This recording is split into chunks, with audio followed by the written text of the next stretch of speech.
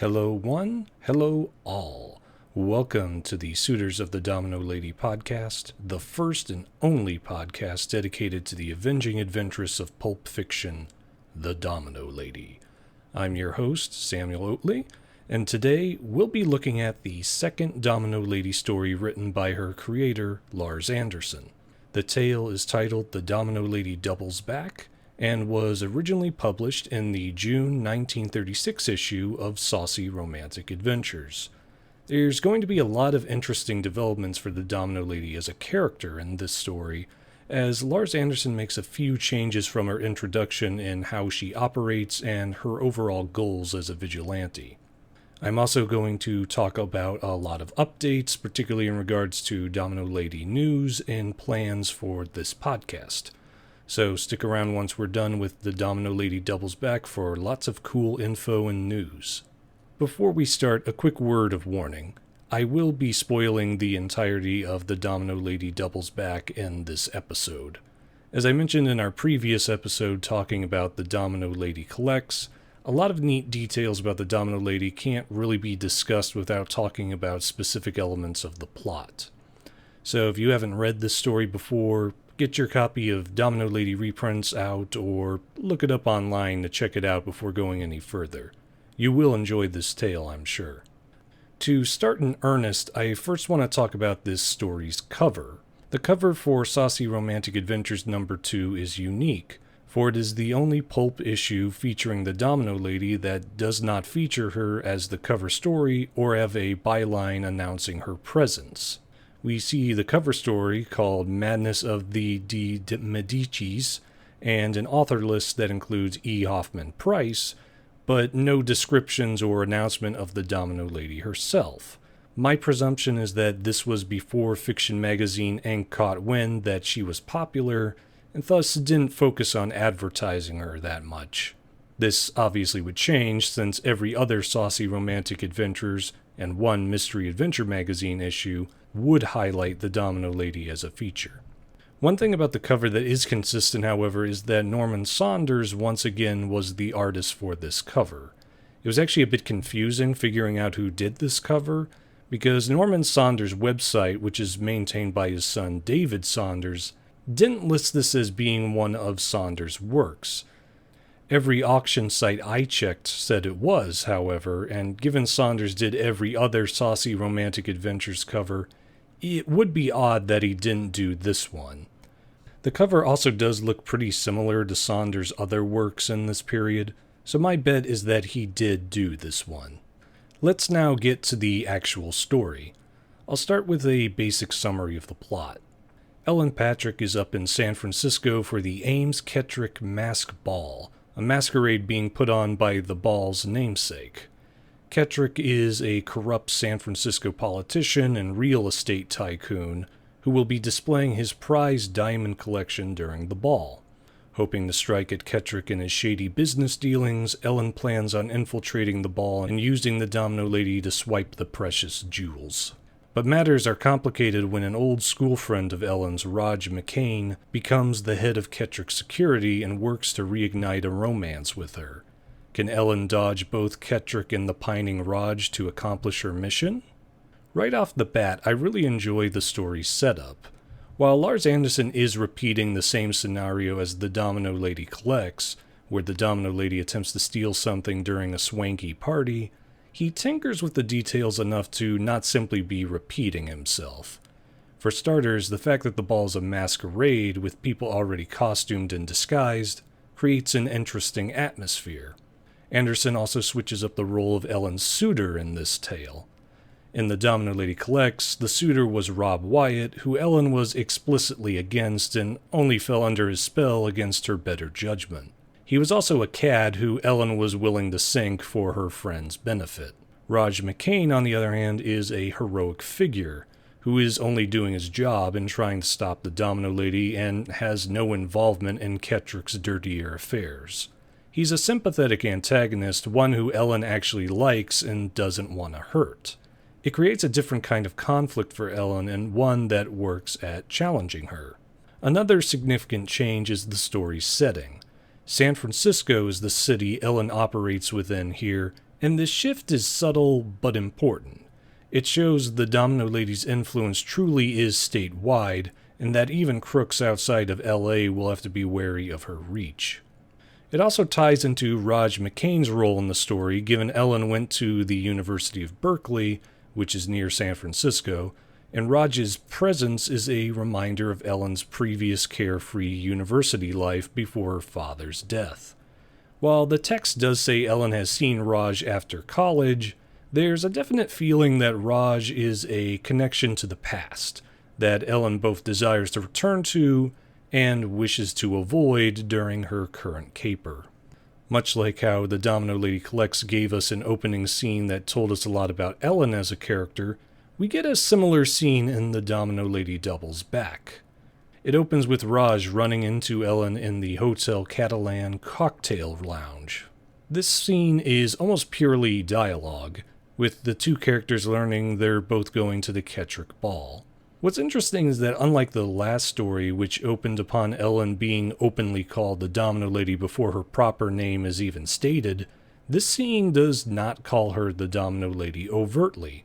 Though most readers will catch on that Ellen and the Domino Lady are one and the same, even if they haven't read the Domino Lady Collects, it's a cool choice for Anderson to not openly state so. I suspect this was Anderson's way of keeping a mysterious tone, with Ellen and Raj's conversation essentially being the build-up of the Domino Lady's infamy. It's also interesting because unlike the Domino Lady Collects, where we were privy to Ellen's thoughts and her every action was hyping up how in control the Domino Lady was, the Domino Lady Doubles Back has us relatively distant from Ellen's thoughts and features her being more passive during this opening. There's only a few moments where we get a brief glimpse of her internal feelings, almost to the point that we can't see them at all. You could actually argue that Raj is the main character in this scene, given he's the one who initiates the conversation and the one with the tangible goals of stopping the Domino Lady. Of course, we'll learn in the next chapter that Ellen has her own goals in mind. It's a clever way of highlighting Raj as a character while never taking the focus fully away from Ellen. And while this whole first chapter is essentially exposition, with Raj and Ellen talking about the ball and the threat of the Domino Lady, Anderson writes it in a way that is still engaging. There's good details like the fact Ellen starts off talking to Raj very relaxed, only to grow more alert when she learns he'll be providing security at the ball. The text even says she becomes, quote, cautious, which should be the first clue for anybody who didn't read the Domino Lady Collects that Ellen isn't what she seems. Ellen also becomes notably more flagrant in flaunting her body as Raj goes on. The more he talks about his role at the ball and the Domino Lady's possible appearance, the more she poses herself for Raj's admiring gaze. Her seeming boredom from his initial appearance turns into quiet seduction, as she realizes he could provide useful information. I also like this one moment where Raj offers Ellen another cocktail, but she refuses because she, quote, wants a clear head, unquote, for the ball. Yes, she wants a clear head all right, but not for the party's merriment. It's also in this dialogue where we learn about the main antagonist of the story, Ames Kettrick. We learn Kettrick is a rich politician in the San Francisco area, though we're never told exactly what his position is. He's also a slumlord who owns half of the tenements in San Fran, known for being a stingy landlord who ejects widows and orphans from his apartments and refusing to support the local orphanage, which he is partly responsible for filling up due to his evictions. His primary hobby is his vast diamond collection, which he plans to show off at the ball. His ruthless attitude towards the slums and his priceless diamond collection have made him a target for the Domino Lady, who has threatened him recently and caused him to hire Raj and his detective firm for security. As far as Domino Lady villains go, Ames Kettrick has plenty of solid build-up in this opening. We can see just from Raj's dialogue that he's profoundly vain. He risks robbery from the Domino Lady simply because he doesn't want to be embarrassed into ending his big masquerade ball. He's also a control freak, ruling over his tenement complexes with an iron fist and parading his much younger wife around like a trophy. More on her later. Even his being in political office in San Francisco, where he can control the lives of the populace in a general sense and escape punishment from his own crimes, speaks of his megalomania. Rob Wyatt, the villain from the last story, may have been a blackmailer and a political schemer, but we got the sense even before we met him that he was at least charming and was a dark parallel to Ellen Patrick. Kettrick, however, is not likable or suave in the slightest, and you really do want to see him get his comeuppance. The other character firmly established in this opening is Raj himself. He is the first of the Domino Lady's lovers introduced to us. In fact, Raj and the other suitors in later stories were the main inspiration for the name of this podcast. While Raj is not an especially deep character, he does work as the Lieutenant Gerard to Ellen Patrick's Richard Kimball. He comes off like a decent enough guy just doing his job and trying to catch the Domino Lady, and the fact that he mildly admires her gives conflict to his actions. Even when Ellen playfully points out he sounds like he's on the Domino Lady's side, he stands by his initial commitment to Kettrick, simply because he can't bring himself to skimp on his detective services just because he doesn't like his client. It's also neat that when he asks Ellen if she understands why he has to stand by Kettrick, Ellen plans on making a, quote, pert reply before they're interrupted by a waiter. It shows how Raj really is torn over his loyalties, needing some kind of affirmation from Ellen that he's doing the right thing. It's also telling that Ellen was about to give a cheeky response that may or may not have assuaged Raj's conflicted feelings. She's willing to make a game out of anything, even with a supposed friend who desires her and treats her well. We also get a huge shakeup in the Domino Lady mythos through Raj, who introduces the idea of the Domino Lady donating her robbed spoils to charity. As I mentioned in the last episode, this element of the character was not present in the Domino Lady Collects. There, the Domino Lady stole for her own benefit and amusement, or to help her friends. There was no mention of charity or much in the way of selfless aid to those she did not know personally. Here, though, Raj talks about the Domino Lady's aid to statewide charities. I'll read this section. Quote, "But this Domino Lady," she quickly changed the subject, "is she just a money-mad little thief, or—" "I really don't think so, Ellen," he interrupted quickly. "Perhaps you won't be able to understand, but it's rumored about that she never steals for personal gain. It is said that she is the anonymous donor of much of the money which has been given to worthy charity in this state recently. Why, in this instance, her threat is aimed at the crooked politicians. Ames Kettrick, who owns half the tenements in town, and not satisfied with penny-grabbing and the ejecting of widows and orphans from his shacks, he flatly refused aid to the community orphanage, where hundreds of poor kiddies, some of them being victims of Kettrick's greed, are badly in need of help. So he's right in line for a visit from the Domino Lady, who intends, according to her letter of warning, to take the old boy for his collection of diamonds for the benefit of the charities he persistently ignores." So this is a very big deal in terms of how Lars Anderson is developing the Domino Lady. That selfish, anti-heroic edge that she had in her first appearance has been notably sanded down to something much more benevolent. I actually don't mind this change because I think it makes logical sense for her character. She started her first story trying merely to help a friend, only to learn Rob Wyatt would do something awful to innocent farmers by abusing his political power. She witnessed how she's not the only one suffering under the California political machine, and my theory is that she started giving to charity once she saw how much damage they really did to the people on the bottom. Lars Anderson tries to subtly retcon her characterization in the previous story, given how Raj says she, quote, never steals for personal gain. But I can reconcile this with the previous story by the Domino Lady simply developing more of a heart, and her charity exploits becoming more well known as time went on, as well as her more selfish adventures in the past not garnering as much attention. As I mentioned in the last episode, I suspect this charity element was added by Anderson to make the Domino Lady more sympathetic and palatable to the reading audience, who at this point were still in the Great Depression and less likely to root for a bored rich girl stealing for fun than a beautiful avenger returning stolen loot to the disenfranchised populace. Going back to the story, the waiter's interruption essentially ends the scene, with Ellen and Raj promising to meet each other at the ball. Chapter 2 now begins, opening with a similar scene to the last story, explaining Ellen's backstory and her reasons for becoming the Domino Lady.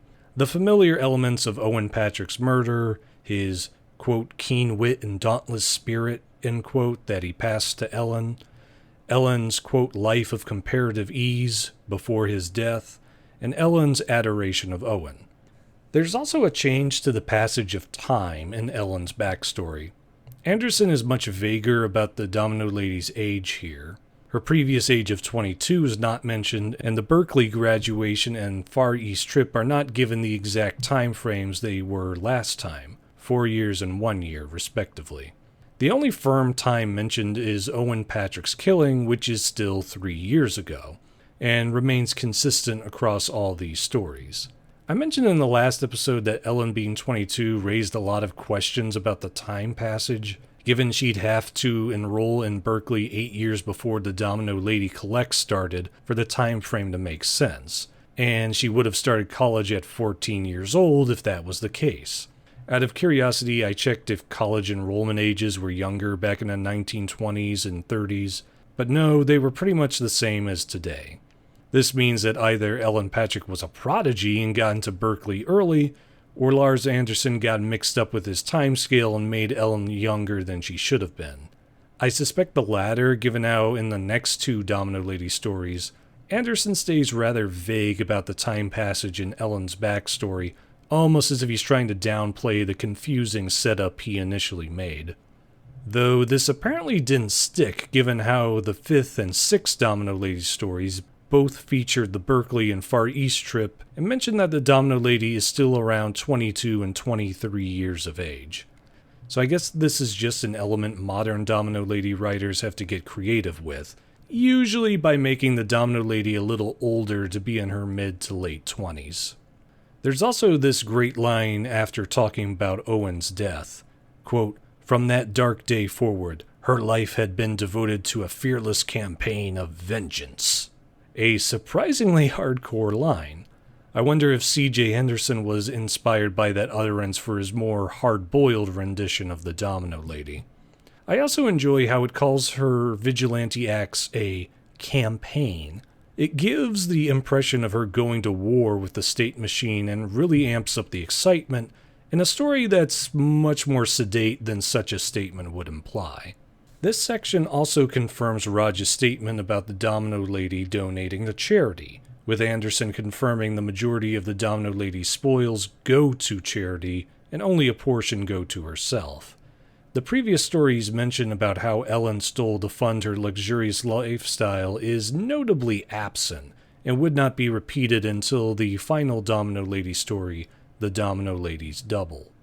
In this story, and for the 3rd, 4th, and 5th stories, it's stated that Ellen's portion of the loot is merely supplicating her income, a phrase that deliberately downplays her using it for her own gain and making it come off like Ellen is simply adding on to legitimate funds. This is likely proof of my theory that Anderson was trying to mitigate Ellen's high-class position and not alienate the destitute readers suffering through the Depression. Though if this is the case, it comes off like Anderson wanting his cake and eating it too. Trying to portray the Domino Lady without highlighting her material surroundings and blatantly wealthy background makes the attempts to downplay her wealth a bit hard to buy. He certainly tries for several stories though, and it's only the final one where he seems to give up and admit, yeah, she likes living the high life, she'll still donate to charity though, so it'll be alright. And yeah, I do think it's alright. Having the main hero simultaneously helping the needy and relishing in their looted wealth is an idiosyncrasy that makes the Domino Lady more interesting as a character. That tension between genuine desire to aid the helpless and satiating her own selfish cravings for adventure and wealth is one of the most fascinating elements of the Domino Lady for me personally. Getting back on track, there are 2 paragraphs following Ellen's backstory that spell out her tactics of choosing her targets. They say, quote, "Dealing only with the higher-ups, the social elite. Ellen had no retained core of informers, nor did she need them. Rumors, whispered gossip, news reports. These were her sources of information, and moving in the upper strata upon which she preyed, they fell into her dainty hands with regularity and dispatch." There are 2 really intriguing elements of the Domino Lady established in these lines. The first is that she deals only with the bigwigs and social elites of the corrupt California state machine, with the street-level crooks being of no interest to her. This is a pretty sharp contrast to modern-day depictions of the Domino Lady, where she has essentially become a universal crime fighter, battling both street-level and upper-echelon crooks in equal measure. I suspect modern writers frequently ignore this only fighting the bigwigs rule, because it limits the number of stories the Domino Lady can feature in. However, I do see the logic in Anderson putting this limitation on the Domino Lady. She's a single woman fighting a huge political machine in what is essentially guerrilla warfare, and she's simply trying to cause the most damage to the machine as she can. Thus, she has to strike big targets in order to cause the most problems for the crooked politicians, without spending time fighting small fry in the streets who really don't affect the greater policies of California. It makes Ellen very self-aware about her limitations as a one-woman crime fighter, and as Dirty Harry said, a man's got to know his limitations. The second part worth talking about is the brief line about having no informers or agents. Remember, this story is being published in June 1936, when other pulp heroes like The Shadow and Doc Savage are all the rage.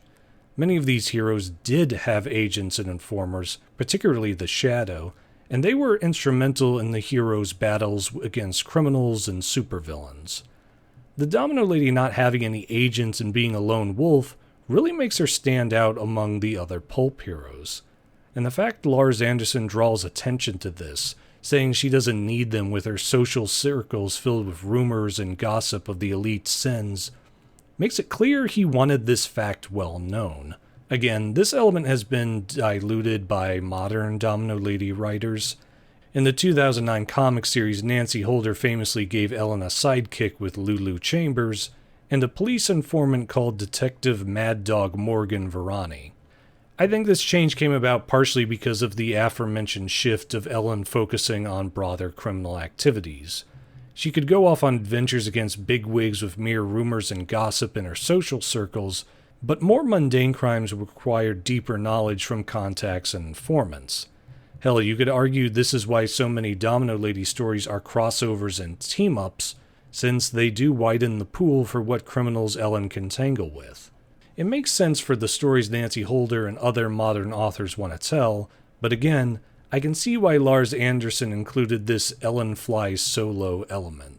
It makes logical sense, given her constant status as an always-wanted cat thief would make her wary of sharing her secret identity, but I think Anderson also wanted to highlight the true loneliness Ellen has in her quest for justice.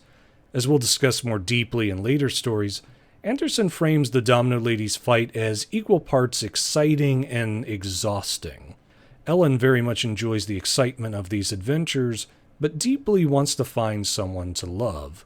It's one of the reasons the tension with Raj in this story is so engaging, since the man she fancies from her past is the one trying to catch her current alter ego. The Domino Lady is essentially Ellen keeping herself lonesome, erecting an identity that can only be destroyed when the political machine has been defeated or the Domino Lady has been caught and revealed. It's a surprisingly subtle depiction of a self-destructive mindset, almost akin to a drug addict, except this time the drug is excitement. And as we'll see later on, a little bit of an exhibitionism fetish. Moving along, we learn more about Ames Kettrick. He's apparently made a massive fortune through dubious means, including fencing stolen diamonds and doing shady deals with his tenement buildings. As he's backed by the corrupt state machine, he will face no punishment for his various wrongdoings. He's also a heartless bastard, claiming that he's not funding the local orphanage that he's partially responsible for filling up because obviously the poor people are stingy prudes who wouldn't part with money easily, and thus they should have plenty of money to donate to the orphanage themselves. If that makes no sense to you, don't worry, it doesn't make sense to Ellen either, which is the main reason she's attacking Kettrick that night. We also learn that Kettrick is 60 years old, and that his recently married bride is 30 years his junior. The bride's name is Jane Forbes, who used to be a movie star during the silent film era, but who lost stardom once the talkies came into fashion. She is also essentially Kettrick's display model, as he plans to trot her out with the diamonds in his collection during the ball. He's turned her into a literal trophy wife, and this is a clever way of showing just how vain and self-obsessed Kettrick really is. I find it interesting how, just like in the last story, trophy marriage is an integral part of the plot, and the trophy wife herself is depicted sympathetically. While many other authors would depict trophy wives as gold diggers, Anderson seems to be more forgiving towards them. Again, these stories were written and taking place in the middle of the Great Depression, and for many women like Jane, marrying rich men was a way of staying alive in a difficult time. There's also a line that explains Ellen got the invitation to the ball by pushing hard for it, another reminder of her tenacity and determination to get whatever she wants. We also learn that she arrived in San Francisco 2 days before the ball and sent Kettrick the warning from the Domino Lady, saying he either needed to give money to charity or face her wrath. As I mentioned in the last episode, this element of the Domino Lady warning her marks before she robs them isn't generally used by Domino Lady writers nowadays, because warning people of your impending burglary is a great way to get caught. I also thought Anderson was using Ellen's warning towards her marks as a way to show her self-confidence and hubris.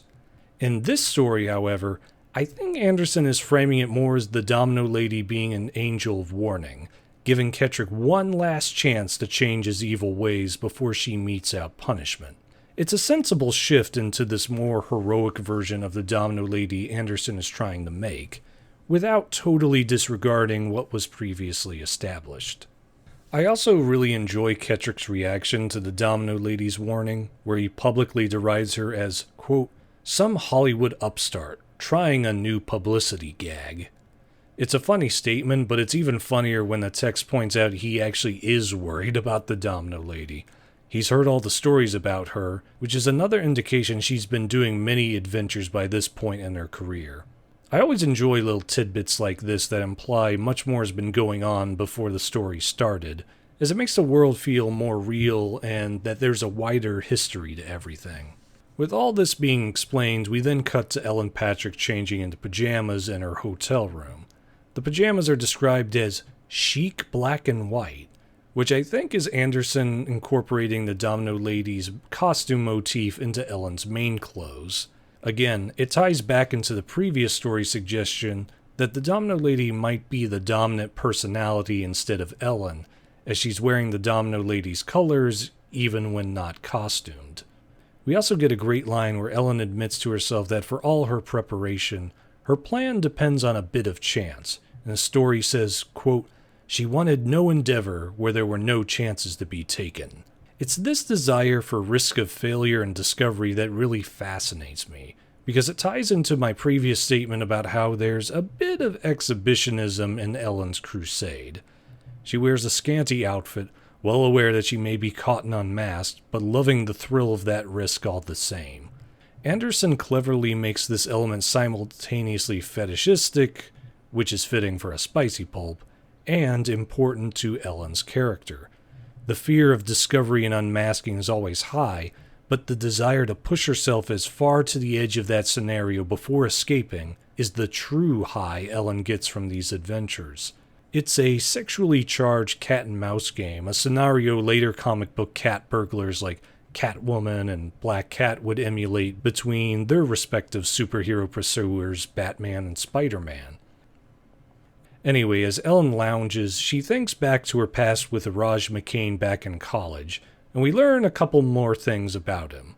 He has dark eyes, is tall, and is described as darkly handsome, which is basically a long way of calling him tall, dark, and handsome. We also learn that Raj was a backfield ace in college. This likely means he played the fullback position, since only the quarterback, fullback, and halfback play in the backfield of American football. The fact that Raj is tall means he's unlikely to be a halfback, given they're usually shorter so they can run faster. And if he was a quarterback, he'd more likely be described as the team captain. Fullbacks are also generally big and tall, like how Raj is described, so they can block and protect the quarterback. In case you couldn't tell, I'm a big college football fan. Go Knights and go Noles. But anyway, we also learned that Raj played football at St. Mary's, which is a real college in Northern California and only about 20 minutes away from Berkeley, Ellen Patrick's alma mater. St. Mary's was also a private college, which is explained by Raj coming from wealth just like Ellen. However, the text states that the McCain fortune was lost after Raj's father died shortly after Raj left college, which is why he's doing private detective work instead of living off his dad's money. This is an interesting detail in Raj's backstory, and I wonder if Anderson put the lost McCain fortune there just for additional flavor, or if he was planning to do something with that backstory in a future Domino Lady tale. I suspect the former just because it really isn't brought up again. I also find Raj's last name interesting given how it shows him to be of Celtic descent just like Ellen. Surnames that start with MC are generally Irish. As Ellen drifts off to sleep, she remarks that she'd been a happy-go-lucky co-ed when she saw Raj last, which is another way of showing how much Ellen has changed since Owen's murder. For all of her flirting and seeming lightness, she's become deadly focused on her crusade against the political machine. She also hopes not to run into Raj when she pulls the heist, again showing the fundamental conflict between Ellen's desires and the Domino Lady's mission. After this nap, Ellen wakes up and Lars Anderson finally hits us with the erotic scene he's been holding back this whole time. Ellen takes a bath that covers her, quote, beautifully rounded body, which I'm pretty sure is a way of saying she has an hourglass figure. We then see her put on makeup completely naked before the text says she pulls on black lace panties, quote, with a feeling of naughtiness. Real spicy stuff, huh? She then pulls pantyhose onto her legs and dons black heels, called slippers here. As I mentioned in the last episode, slippers was a common term for dress heels at the time. At this point, Ellen would fit right in with those pinups from the 1940s and 50s with what little clothes she has on, which is exactly the point. We then see Ellen put on her famous Domino Lady dress, still colored black as it was in the last story. Unlike last time, however, Anderson is much more specific in describing the dress, likely to clarify things for the interior artist. The cover art by Norman Saunders and the interior artist for the last issue differed in how they drew the Domino Lady's dress, though I'm guessing Anderson preferred Saunders' version since the dress is described much closer to that version than the interior art of Saucy Romantic Adventures #1. I will read the description of the dress in this story now. Quote, next, Ellen sheathed her lithe, youthful body in a close-fitting, shining black evening gown, which lent lure and mystery to her every curve and contour. Entirely backless it was, with the front caught about the white column of her neck in a captivating halter effect. The ensemble, plus a white silken cape and black domino mask, was the identifying costume of the daring Domino Lady. Anderson really lays it on thick just how amazingly beautiful this dress makes Ellen. No curve is left unseen and the dress clutches her body tightly. Anderson even adds the detail of the dress having a halter, which is where a dress's front wraps around the woman's neck to hold up the dress. This is done particularly when the dress is backless like the Domino Lady's is supposed to be. It also matches Norman Saunders' cover, which shows the Domino Lady with a halter-type mechanism holding up her dress. We then learn about the masquerade costume Ellen is wearing over the black dress. It's much vaguer in its description, with Anderson simply saying it is, quote, a voluminous affair of the 18th century. However, he still manages to sneak in some saucy details, like the fact that the costume highlights Ellen's, quote, shapely bosom and svelte hips. And in a spicy tale like this, that's infinitely more important than knowing whether the dress has frills or not.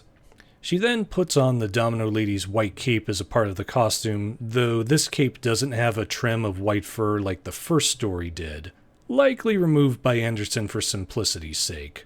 She checks herself out in the mirror and she drops this line, quote, all plans were perfected. Her appearance was almost too perfect to be real.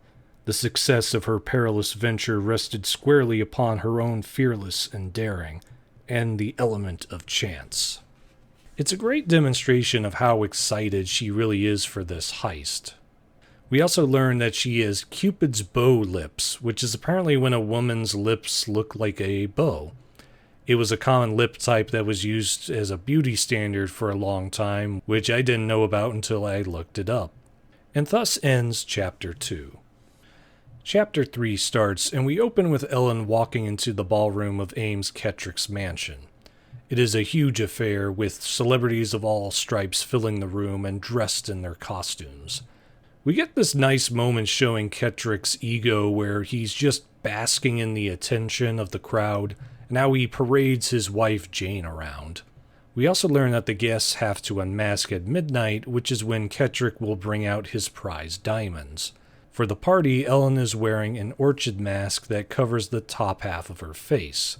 Raj soon comes across her, dressed as a knight, and tells Ellen that he and the other detectives are hiding amongst the guests in costumes, ready to spring upon the Domino Lady should she appear.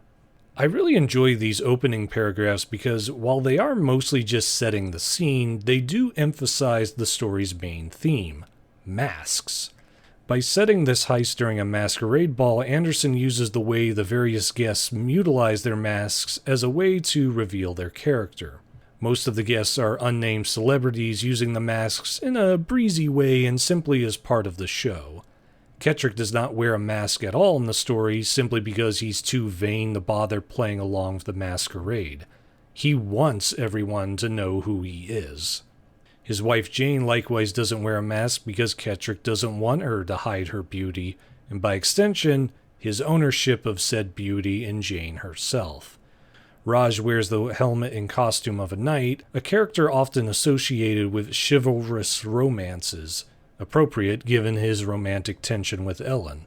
Knights were also generally depicted as noble fighters and pure-hearted, which ties into Raj's seemingly noble goal of stopping the thieving Domino Lady. Ellen herself wears an orchid mask, orchids being a type of flower. Flowers are, of course, common symbols for femininity, and my research found that orchids are widely considered the most beautiful kind of flowers, which is a fitting parallel to Ellen and her well-renowned beauty. So Raj has found Ellen and seen through her costume, recognizing her immediately. It's a neat way of showing Raj's infatuation with Ellen to where he knows her body shape, but it also heightens the tension because it shows Raj would likely figure out the Domino Lady's identity if he got a good look at her. It's funny because in the collector's edition of Bold Venture Press's Compliments of the Domino Lady, artist Jim Steranko criticized the Domino Lady's costume, saying that her disguise wouldn't work because if she was as stunningly beautiful as Lars Anderson described her, a domino mask wouldn't be enough to hide her identity from those who knew her. But the thing is, I suspect Lars Anderson knew this because he has this scene where Raj can see through Ellen's disguise easily. Ellen actually tries to avoid Raj once she gets into her Domino Lady gear because she knows this too. And in a later story, Ellen does get outed by one of her lovers simply because he knows her too well to be fooled by her disguise. So I disagree with Steranko's framing of the Domino Lady costume as a weak design, simply because Anderson appeared to know this and purposefully used it in a way to heighten the tension. It also plays into Ellen's aforementioned exhibitionism and mild desire to be caught. So after Raj finds Ellen, they start to dance. And this scene is a repetition of the last story scene where Ellen was dancing with Rob Wyatt, because just like that story, Ellen gets so swept up in the passion towards Raj that she starts to forget why she was even there in the first place. It's Anderson again reminding us of Ellen's desire for romance and how it runs so deep that she can get temporarily lost in her emotional whirlwind. It's a good way of showing how, for all of her grit and ambition in taking down the California political machine, she still yearns for that fairy tale happy ending with a male lover. However, she snaps back to reality and realizes that it is close to 11 o'clock and that she needs to get a move on before the diamonds are brought out. And we get these two paragraphs that are really important. Quote, "As soon as the dance was ended, Raj McCain entreated her to walk in the garden with him, while opportunity presented itself. She yielded, seeing in the invitation a chance of securing needed information. She disliked taking advantage of the young detective's friendship in that manner, but it seemed justified under the circumstances. She would not allow anything to stand between her and ultimate victory." Here, we see a little bit of the more anti-heroic Domino Lady from the first story poking through. While Anderson tempers her willingness to ply Raj for information by saying she doesn't like doing this, the fact that she's still willing to do it to a friend and lover is pretty underhanded all the same. Hell, you could argue this is more anti-heroic than the last story, since there she was deceiving Rob Wyatt, who was a terrible person. But here, she's abusing the trust of a man who isn't trying to hurt anyone. I think this demonstrates that despite Anderson's attempts to soften and sanitize the Domino Lady in this story, she needs to have that willingness to go beyond what a cleaner-cut hero would do to fully work as a character. Not necessarily to where she's an outright anti-hero, but enough to where she can believably operate in the corrupt world she exists within. So in the garden, Ellen schmoozes the information out of Raj on where the diamonds are, though in a smooth enough way that he doesn't suspect her intentions.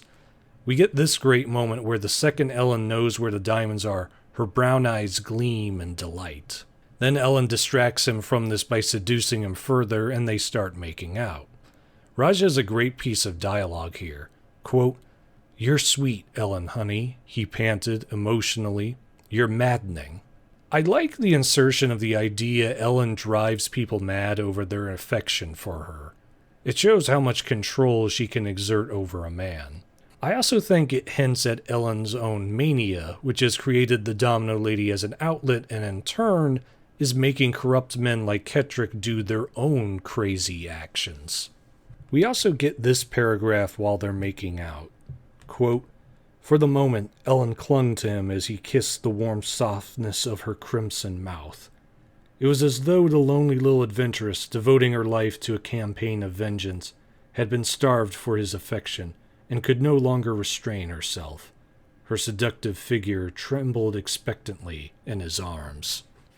I really like these moments where Anderson reminds us of how much Ellen wants to have a normal life, and how that conflicts with her desire for justice. I think a lot of modern writers forget this element and just write the Domino Lady with little emotional turmoil over her simultaneous desires for normalcy and vengeance, often just highlighting the latter for the typical justice-obsessed hero archetype. Which is a shame because I think this internal conflict is one of the most interesting things about the Domino Lady. She's not like the Shadow, Doc Savage, or many other pulp heroes who hold no doubts about their role in fighting for justice. She actively pines to leave the Domino Lady behind, but can't due to her own obsessions. The stories that feature this conflict notably are the ones I enjoy the most, because they take full advantage of the character's unique flaws and conflicting drives. But anyway, the makeout session ends when Ellen once again breaks things off and reminds Raj of his duty.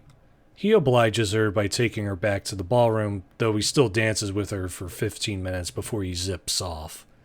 This lets Ellen sneak down the hallway to the room where the diamonds supposedly are. She listens and hears men talking inside, remarking that they've had no visit from that, quote, domino dame. She then peers through the keyhole, which, just as an aside, I always find to be a bit of a silly trope. Have you ever tried looking through a keyhole? You don't see anything generally because keyholes on modern doorknobs generally have a lot of springs and metal inside them, and they're small enough to where your eye can't generally see through. The only ones you can do this with are the really old doors that have big keyholes, and I guess we could assume the Kettrick Mansion, being from the 1930s and likely built before then, had these kinds. So I guess the keyhole isn't a bug, it's a feature in this story. Anyway, Ellen peers through the keyhole and sees 2 guards standing watch and a case upon the table, where she thinks the diamonds are, but can't see them clearly. When I first read this story a long time ago, I wondered why Anderson was being so coy about whether the jewels were in the case or not. I was wondering if he was going to pull a twist that the diamonds weren't there and the whole setup was a trap. But the more I thought about it, the more I realized he needed to have Ellen have some doubt over this, so it would be a gamble on her part. Remember, Ellen is all about the risk during her heist, so this is Anderson making sure there's still a chance of uncertainty to her endeavor and maintaining the erotic thrill. We also learn that the jewels are worth $200,000, which according to the inflation calculator I used is roughly $4,524,000.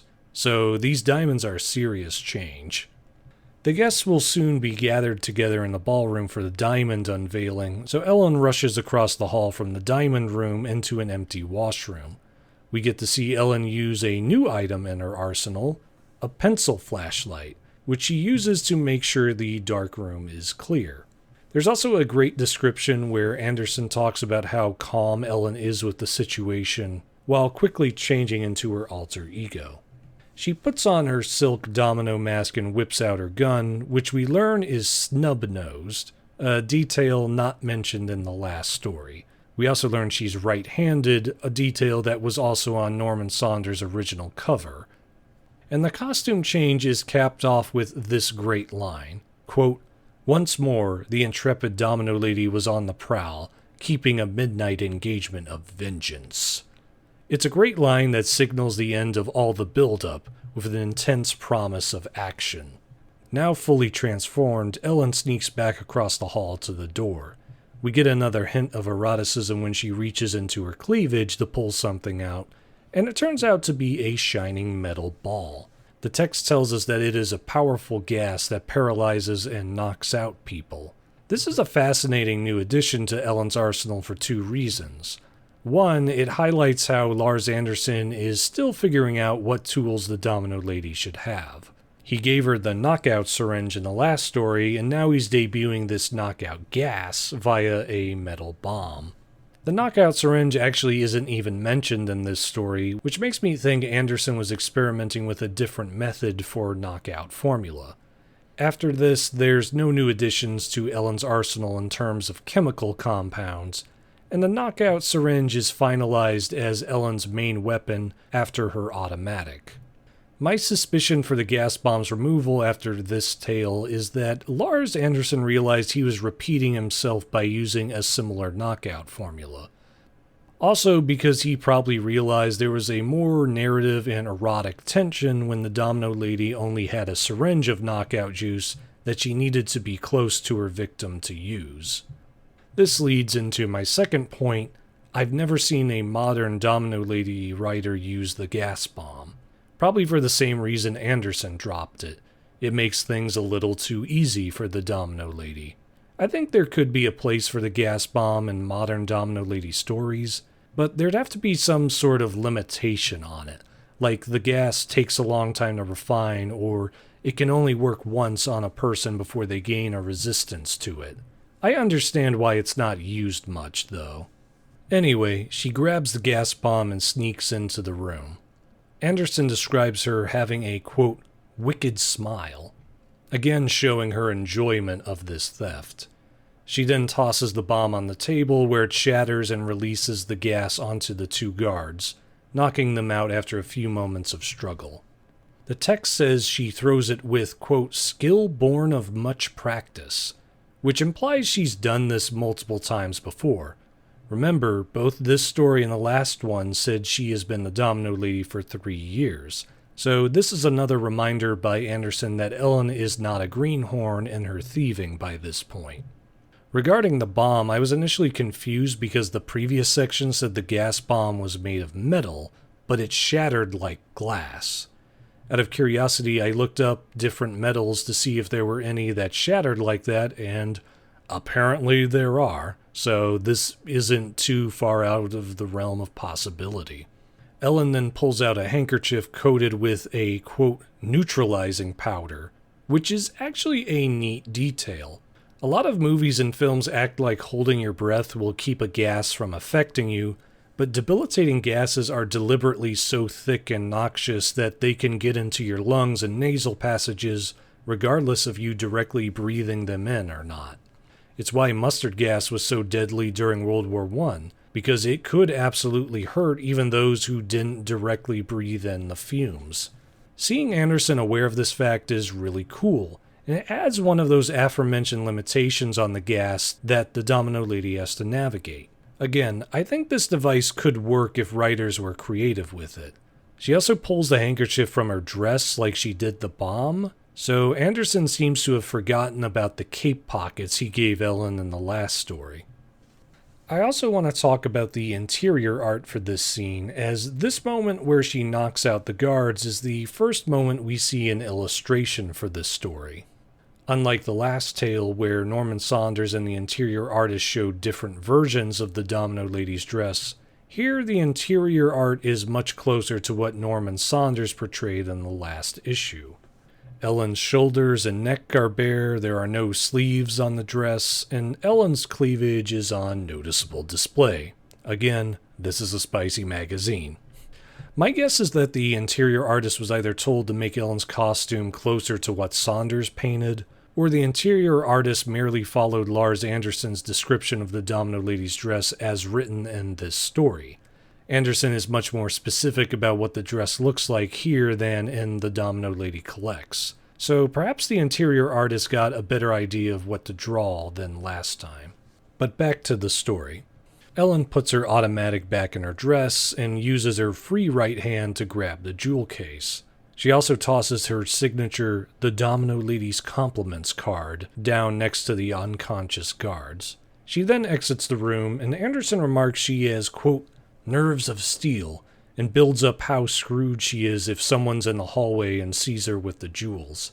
Again, this is building up the thrill of the hunt for Ellen, and Anderson remarks that not only is she calm as she steps out into the hallway, but that her fortitude would make Owen Patrick proud. That Freudian daddy-worshipping element is back into play here, where the deeply sexual act of stealing is intermixed with his affection. Again, you have to remember that this is 1936, and parental obsessions are very much tied into sexuality via Sigmund Freud's studies of the time. The author F. Scott Fitzgerald had a 1934 novel called Tender as the Night, which featured parental incest as an explanation for a character's neurosis. So this was a common psychological and sexual topic of the time. So Ellen finds the hall empty and zips back to the washroom. We get told that a song is playing from the ballroom, and just like the last story, we're given a specific name, Beautiful Lady in Blue. Looking it up, I discovered this was a very popular song of the time, having been released by the band the California Ramblers in December 1935. But it got several covers in 1936 by different jazz bands. The most popular one seems to be the version done by the Jan Garber Orchestra, which released sometime in 1936. So it makes sense this hugely popular song is being played at a swanky party. Just another one of those details that Anderson sprinkles in to make the world feel more grounded. Anyway, as Ellen zips to the washroom, there's a brief moment where she wonders if Raj is searching for her, which makes her hasten her step. I like this moment because it's presented somewhat ambiguously. Is Ellen worried that Raj can't find Ellen in the ballroom and will come searching the hallway? Or is she worried Raj is lying in wait for the Domino Lady and ready to catch her? Again, it highlights the strange relationship Ellen has with Raj, where she doesn't want to be caught, but she wants him. As she goes into the washroom, she goes over to the wall and pulls a metal lever. That lever is going to be important later, so keep it in mind. We then get another classic Lars Anderson moment where Ellen pulls her dress off over her head, which the text says leaves her, quote, clad only in the lacy black scanties. Scanties was another word for panties, so she's basically clad in nothing but her underwear. In this naked state, she bunches up the black dress in her domino mask, then pulls out a colorless liquid from what Lars Anderson calls her wrist bag. I was confused initially because this wrist bag wasn't mentioned in any of the previous sections. My guess is that Anderson was trying to use something different than the cape pockets, given the wrist bag is mentioned several times after this point, but I'm pretty sure he drops it after this story. This was a good choice in my mind because the cape pockets are less intrusive than a bag locked to Ellen's wrist, and a more sensible use of her cape. Anyway, Ellen takes the colorless liquid and pours it upon the dress and domino mask. It turns out the liquid was acid, and the dress and domino mask are specifically made and treated to catch fire from it. This element, just like the gas bomb, seems to indicate Lars Anderson was initially planning on implementing a lot more chemical tools into Domino Lady's arsenal, and maybe even imply Ellen had a background in chemistry. If that was the case, it seems to have been dropped by the next story, because the chemical tools largely take a backseat to the stealth and seduction elements of the Domino Lady in later pulp stories.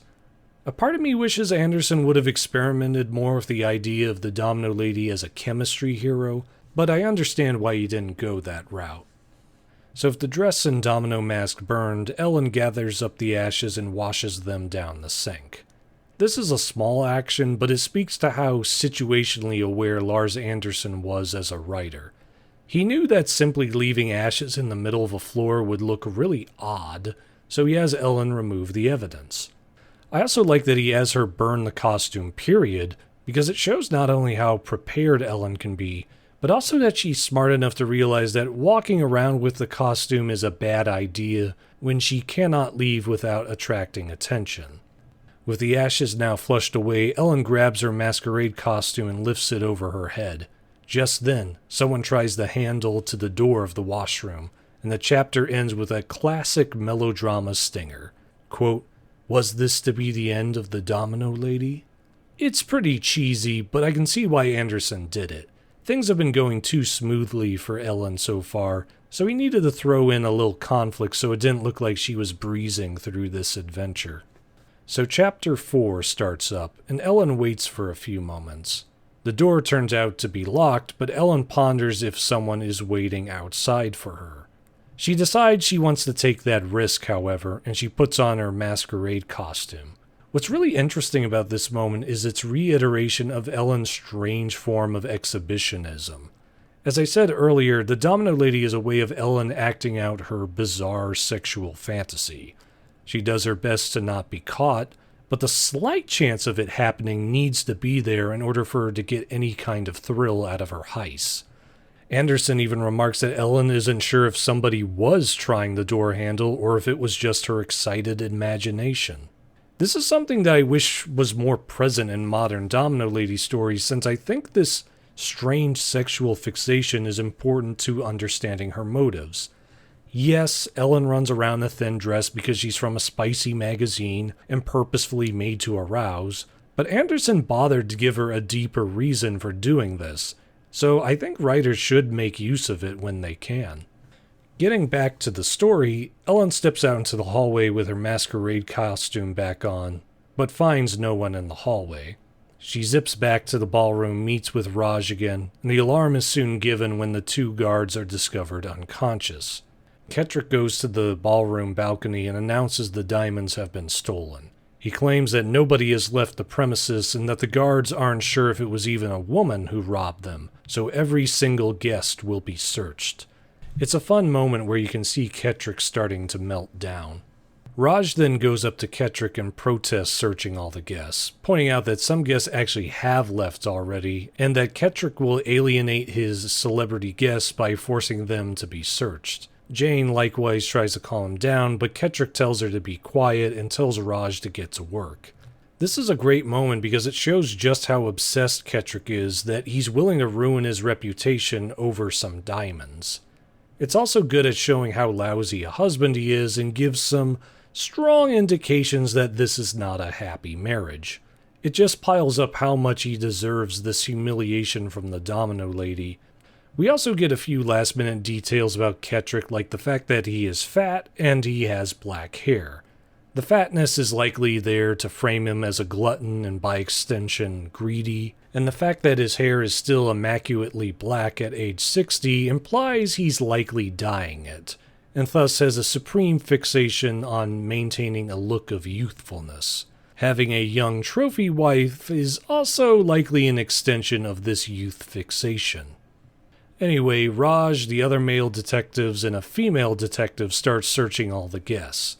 Anderson states that the guests don't complain verbally, but they all give death glares to Kettrick, and that his political clout is dying off during the whole search process. Ellen, of course, relishes in this, and it is satisfying seeing Kettrick pacing about like a caged tiger, knowing he will never recover his lost political capital. While this is going on, the mansion is being scoured for the jewels, but nothing is found. Ellen is also searched, but no diamonds are found on her person. Remember the metal lever from earlier. That's going to be important. So Ellen gets through the cordon, and Raj comes over to tell her he feels no sympathy for Kettrick. He states that he hopes he never gets an assignment like this again and promises to drive Ellen home once the searching is done. I like this moment because it shows Raj not only starting to realize he should be more selective with his cases, but that he still cares about Ellen even with all the madness going on around him. Again, Anderson isn't making Raj a particularly nuanced character through this, but still likable enough that we don't want to see him and Ellen come into conflict.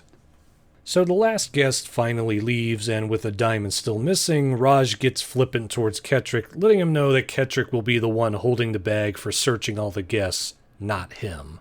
Kettrick then demands that Raj find all those guests who left early and tail them until the diamonds are found. Another demonstration of how obsessed Kettrick is over these diamonds, as well as a funny irony that Raj is standing right next to the thief and has been following her for a while. After Raj and Ellen drive off in his car, we get a moment where Raj admits that while he will search for the Domino Lady, he hopes he never catches her, as he admires her fortitude and nerve. I really like this part because it spells out how Raj's pursuit of the Domino Lady is growing more playful than adversarial. It reminds me of Batman and Catwoman's relationship, and I wonder if this was a subtle inspiration for that relationship. Anyway, Raj pulls up to Ellen's hotel and starts kissing her with, quote, hungry zeal. Ellen promises to meet him the next day at 9 p.m., with an implied sexual encounter being the end goal. This was another trope of spicy magazines of the time, where sex scenes could not be directly shown, but heavily implied through a nighttime meetup or a private rendezvous. Anderson will do this a lot in future Domino Lady stories, where Ellen will meet up with a male suitor and the scene cuts away as they go to a private room. Moments like these are why I wasn't bothered by the sex scenes in Nancy Holder's Domino Lady comic book, since they were already happening in the original pulps. We just weren't allowed to see them due to the censorship standards of the time. Though, as I'll discuss in later episodes, there is a limit to how explicit the content of the Domino Lady should get, without it becoming simple pornography. So their date is made, and Raj leans in to hug Ellen, but she darts away before he can grab her. Again, this is Ellen keeping the game going between them, even though Raj doesn't even know this is a game. She can't let him simply have her. He needs to catch her. This is her whole Domino Lady persona in a nutshell, cleverly depicted in this one moment.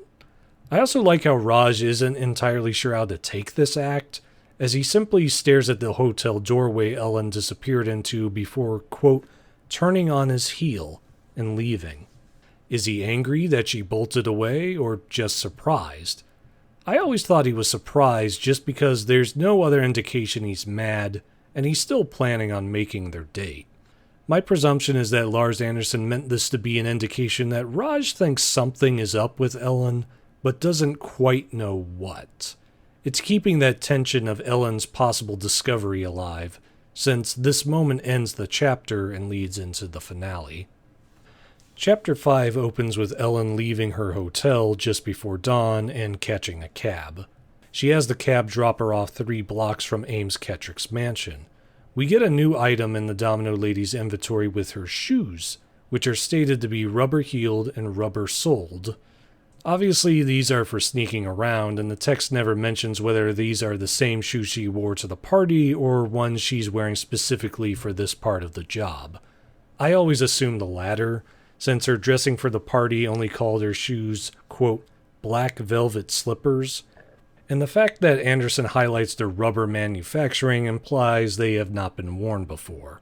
I also think Ellen would wear normal evening heels during the heist, since she'd have to step carefully in them to not make much noise, and this would enhance the risk factor for her. Anyway, Ellen walks back to Kettrick's mansion and sneaks across the lawn. We aren't told what she's wearing, but she's not in her Domino Lady getup, and the interior illustration shows her in a backless dress, albeit not a black one. I wondered why she wasn't wearing her costume, considering the Domino Lady's black dress would be perfect for a nighttime sneak, but maybe Anderson couldn't find a place for her to change into it. That, and she did burn her last mask and dress, so maybe she just didn't bring a spare? Whatever the reason, she sneaks in the darkness to one of the mansion's windows and pulls a glass cutter and some chewing gum from her mouth. She then cuts a circular section of the glass out, then uses the chewing gum to pull the circle of glass out. From here, she reaches in and disconnects the burglar alarm for the window. It's a fun scene showing how Ellen can use small items to accomplish her task, as well as showing how dangerous she can be even when she's not in costume. So she climbs in through the window and pulls out her gun and pencil flashlight from her wrist bag. And it was here that I realized that Anderson likely introduced the wrist bag so Ellen could have another way to carry her items when she wasn't wearing her Domino Lady cape. It makes a certain amount of sense, though I still wonder why he didn't just have her use the cape pockets when she had the costume and the wrist bag now when she doesn't. I don't think anyone would get confused from Ellen leaving her hotel room with a wrist bag without it being established during the heist. But anywho, Ellen wanders through the lower room of the mansion, and the text remarks that Ellen's eyes are now hard, and how Raj would not be able to recognize Ellen from this fact alone. I like this because it demonstrates how a single change in a person's expression can make them unrecognizable, and I think the Domino Lady's steely gaze has prevented many people from seeing Ellen through the mask.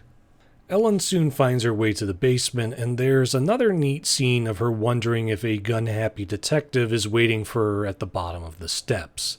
She's both scared and thrilled by the idea, which just confirms how much playing the Domino Lady gives Ellen a rush.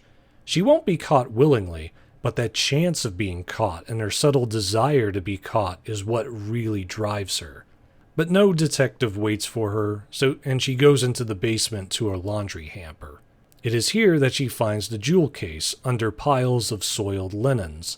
It is then revealed to us why that metal lever was mentioned. It was actually the lever to the laundry chute, which went from the washroom down to the basement. This was why Ellen did not have the diamonds on her and why the detectives did not find them, as they neglected to search the laundry pile for the jewels. As a reveal, it is definitely better than the last story, where Ellen revealed her knockout syringe out of nowhere with no foreshadowing. The metal lever is mentioned, and a laundry chute in a washroom does make sense.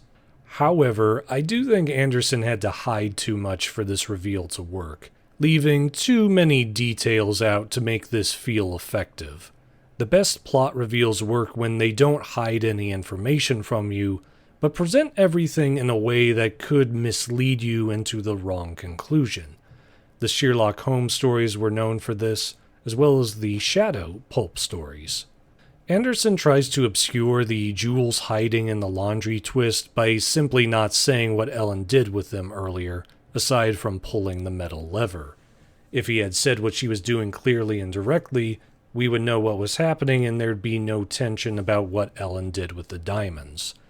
He has to leave out information in order to make this reveal work, and that just makes it feel cheap.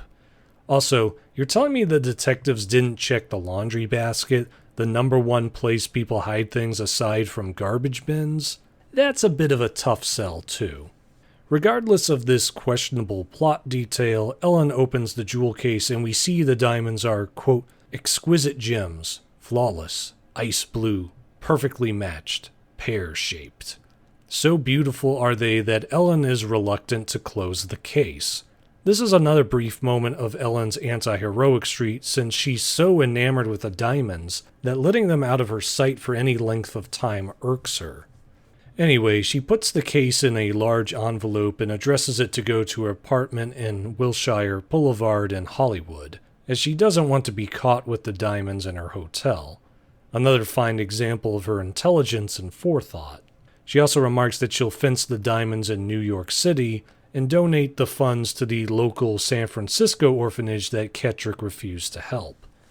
This not only demonstrates her intelligence in making sure the fence is far away from the place authorities would be looking for them, but also a reminder of her charity towards the needy. Anderson does a good job of balancing the newly added element of Ellen fighting for the poor and powerless, while also keeping that slightly selfish strain to her. Ellen then slips out the same window, sticking another The Domino Lady's Compliments card onto it. She escapes from the mansion grounds and drops the envelope in a mailbox. We get another blast of her daddy complex when, quote, she thought of her father and of how he must be enjoying her successful campaign of vengeance. There really is a Freudian element to the Domino Lady the closer you look at these stories. Then, when she gets to her hotel, she undresses, but curiously doesn't get into her pajamas, and she goes to bed pining for the upcoming evening with Raj. I find it interesting how Ellen goes to sleep at dawn like she's a creature of the night, with her date being deep into the evening. It really highlights how the Domino Lady is a nighttime heroine, doing her deeds in the dark. And thus ends the Domino Lady Doubles Back.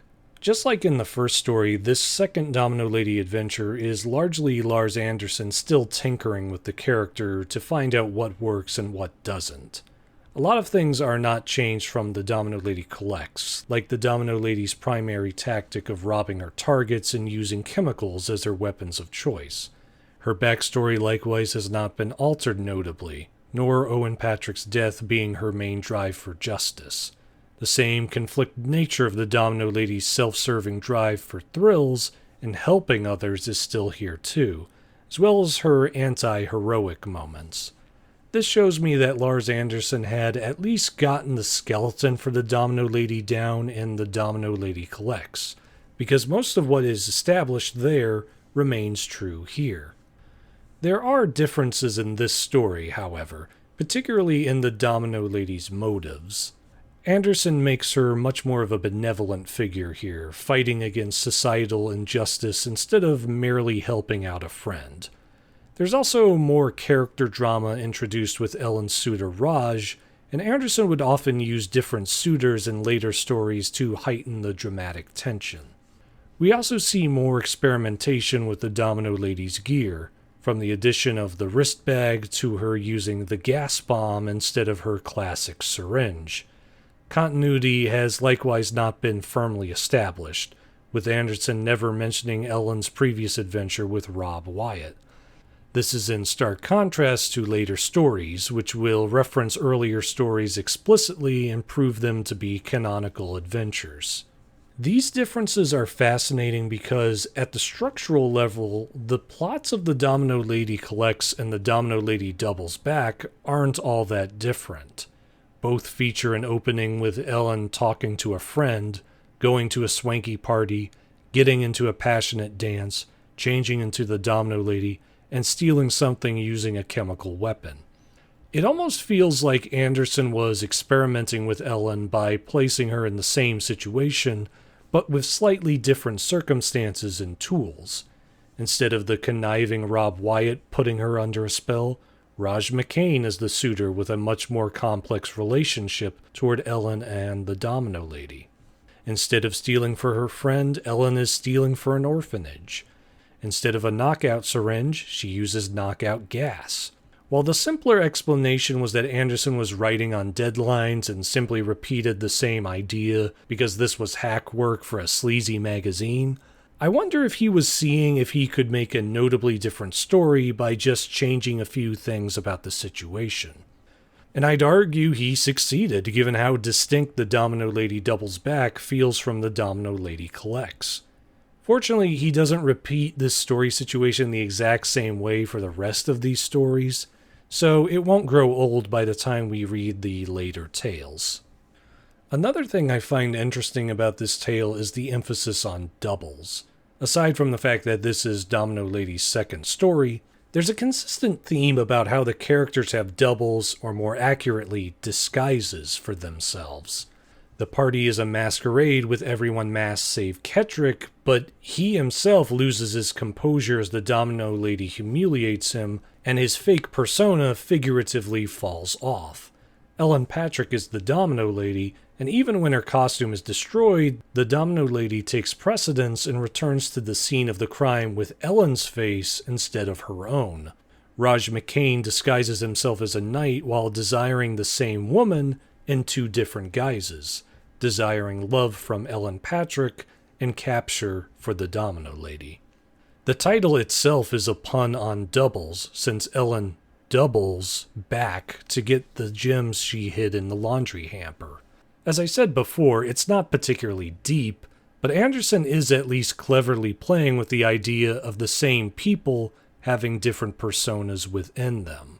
He also implies that disaster comes when those personas are revealed and fall apart under external forces, with Kettrick falling from social grace due to his unmasking and probing of the guests. It works at reinforcing Ellen's fear of being caught, where her double, the Domino Lady, may destroy Ellen, or vice versa. It likewise emphasizes Anderson's vagueness about whether the Domino Lady or Ellen is the real face of our heroine. There is arguably an answer towards the end of this series, but that's for a later episode. So that is where we're going to end this discussion of the Domino Lady Collects. I hope you enjoyed it, but before we go, I wanted to talk about a few things. These will be split into 3 categories: news pertaining to the Domino Lady or subjects related to her, updates about the podcast, and some closing shout-outs to followers and publications that have supported us. This will be longer than usual just because I haven't done the podcast for half a year, and there's been a huge buildup of new material, so please bear with me. Starting with the news, Bobby Nash announced he was writing a 4-issue miniseries back in late February, shortly after the last episode of this podcast was released. There have been no release date announcements made yet, but my suspicion is that the first issue will likely be out around November at the earliest, or March of next year at the latest. I'm very excited, as most of the recent Domino Lady works have been short stories, and I've been pining for a Domino Lady comic for some time. I will be sure to buy this series when it drops. There is another new Domino Lady story, this one already released. Craig McDonald, a well-known pulp historian and writer, recently released a new novel in his Zana O'Savin series titled The Death Killers. For those unfamiliar with O'Savin, the series takes place in a world where pulp characters start coming to life due to the psychic will of their creators. Many of the pulp characters are pastiches due to copyright. Zana O'Savin is meant to be Pat Savage, and another character called The Shade is meant to be The Shadow. However, McDonald has stated on Facebook that the Domino Lady will be appearing unchanged within the Death Killers, as she is in the public domain and not restricted by copyright laws. I'm still reading the first O'Savin novel, The Blood Ogre, but I'm working my way up to the Death Killers. I wanted you all to know in case you wanted to check out the series too. I'm leaving a link to the O'Savin series Amazon page in the description. I definitely will be talking about the Death Killers on the podcast sometime in the near future.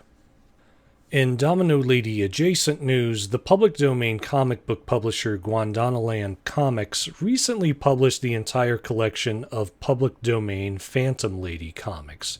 For those that don't know, Phantom Lady was a superheroine who was part of the good girl art movement within comics in the 1940s and 50s. She was often drawn to be very beautiful and alluring, fighting crime with a black light projector that blinded her enemies. Her infamy came from the fact that she wore a revealing costume, and her stories often featured her being tied up, which led to many moral guardians of the time accusing her creators of advocating a bondage fetish. In fact, she's cited in Frederick Wertham's infamous anti-comic book screed, The Seduction of the Innocent, where he argued Phantom Lady was a symbol of sexual deviance. I've dubbed her as being one of the daughters of the Domino Lady for this reason, a term I use for any comic book heroine who could be said to be inspired by the Domino Lady in some way. Guandanaland has released her stories before, but they were lost for a while due to Guandanaland being kicked off Amazon. They've managed to get the collections back up on Lulu, however, so click the link in the description if you'd like to check out one of the daughters of the Domino Lady. Speaking of Domino Lady daughters, there has also been news from media outlets that both the Blonde Phantom and Black Cat may be getting roles in future Marvel projects.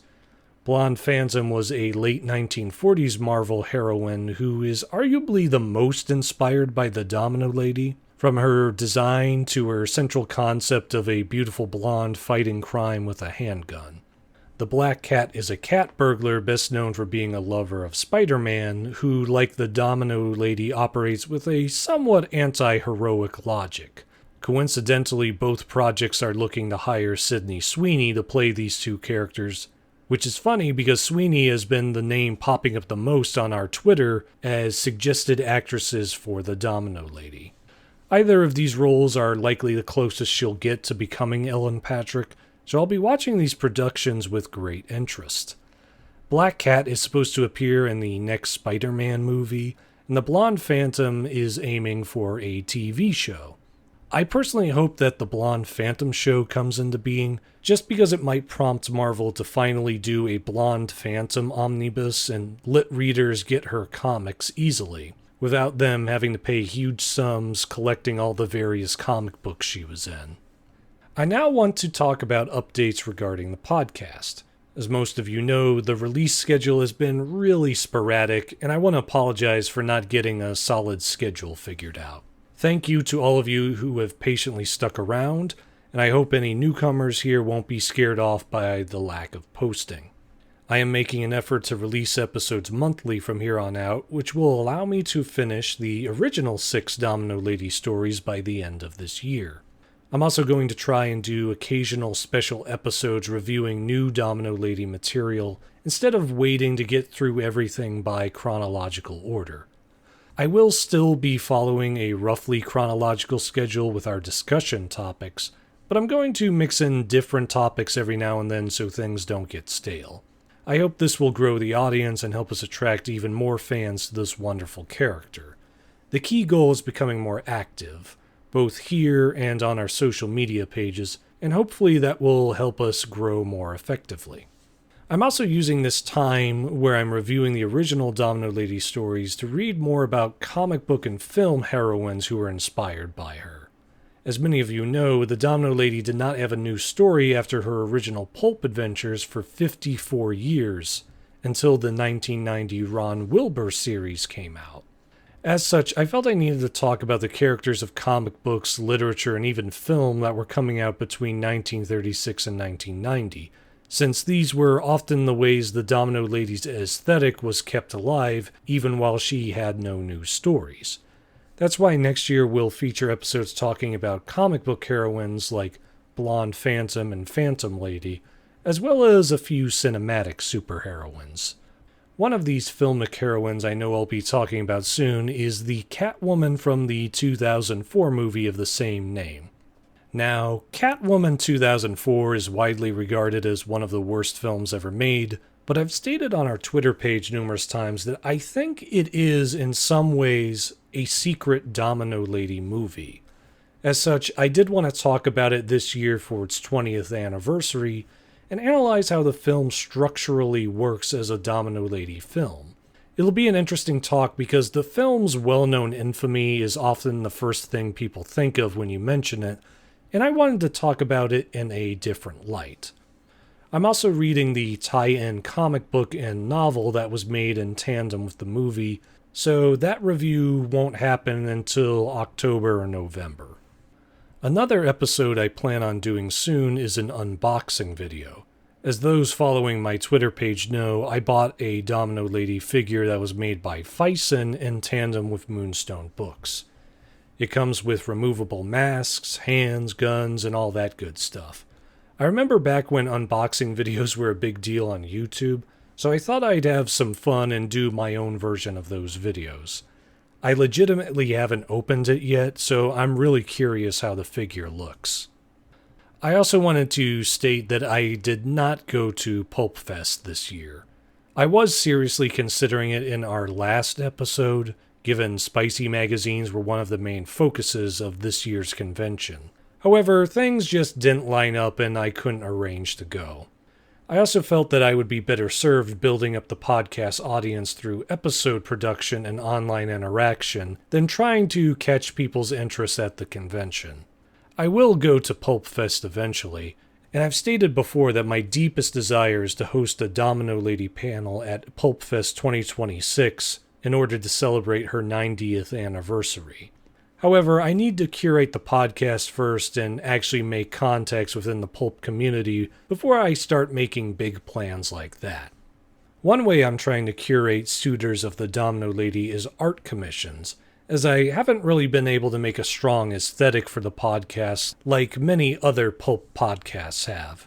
I currently have a graphic designer creating backgrounds and title formats for the podcast, as well as specialized logos for social media.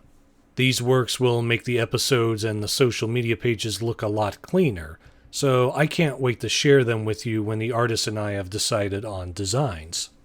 I am also trying to get back into drawing and painting myself. I used to dabble in drawing in college, but never really got the hang of it and let it slip away from me. I want to get back into it though, as well as learn how to paint, just because I'd like to see if I could create a Domino Lady illustration that looks half decent. So don't be surprised if some sketches start appearing on our social media. Also, I'm trying to get back into video games, and I may try to experiment with streaming my playthroughs in the future. I'm going to see if I can find any video games that could be modded to have the Domino Lady within them. The one I keep coming back to is Velvet Assassin, but if you guys have any suggestions for video games that can be modded to include the Domino Lady, please let me know. Alright, thank you all for sticking around so long. I know that was a lot of news and updates, but I wanted to talk about them now instead of letting them build up. I will now end this episode with a few quick shoutouts. Firstly, I want to plug the YouTuber Swim Reads Comics. He recently shared a video with me discussing Batman's history with plagiarism that was very well done. The link to that video will be in the description below, as well as links to Swim's YouTube channel and Twitter page. I also wanted to shout out 3 publications. The first is The Shadowed Circle, a cultural magazine I work for that examines the pulp character The Shadow. We're getting close to finishing our 7th issue, so you should definitely subscribe to the magazine if you're a Shadow fan. Our website and social media pages will be in the description. I also wanted to shout out 2 publications that are featuring advertisements for us and their pages. The first is the Doc Talos magazine, which focuses on a Doc Savage pastiche with a more sensual take on the Savage mythos. You should definitely check them out if you'd like to see a more adult-oriented Doc Savage character, or if you want to see a pulp with a more explicitly sensual tone. Basically, think Philip Jose Farmer and you've got an idea of what to expect. The second publication is the science fiction fantasy magazine Sursova, which will feature an ad of ours in their fall issue releasing next month. I've been reading them for several years now, both their magazine and their other book publications, and they're a wonderful sci-fi fantasy publisher that harken back to pulp-style writing. I will post links to both Doc Talos and Cersova's websites and social media in the description. So yeah, that is all I have for right now, so it's time to sign off. Thank you so much for listening, and good night to all you suitors of the Domino Lady.